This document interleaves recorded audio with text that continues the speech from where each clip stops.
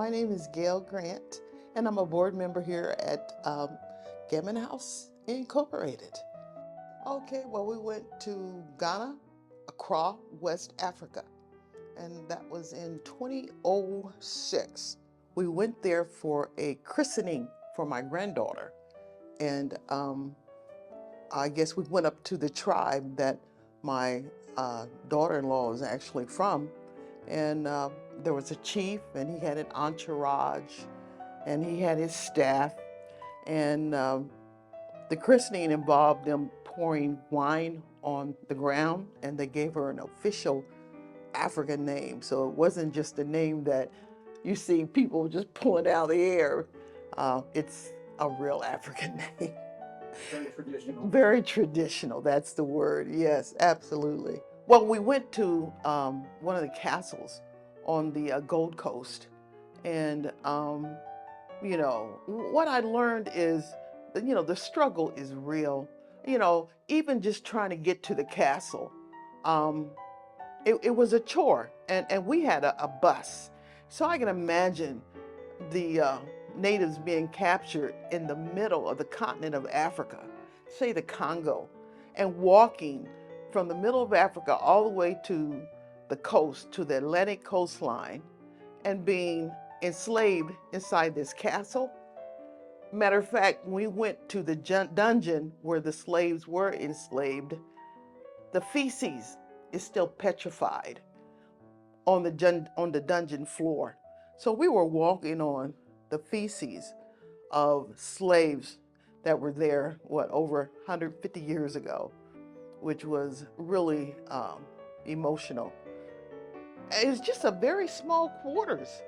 It wasn't even maybe a little larger than this room, and they were packed in there like animals and treated like animals.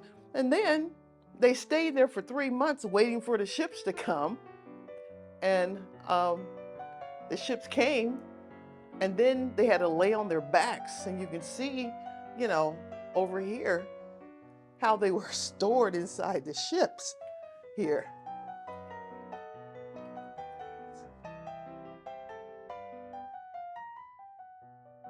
We're in the process of our, what would be capital funding, getting capital funding for our new 5,000 square foot interpretive center. And hopefully within the next 2 to 3 years, it will be up. Right across the street. Right across the street.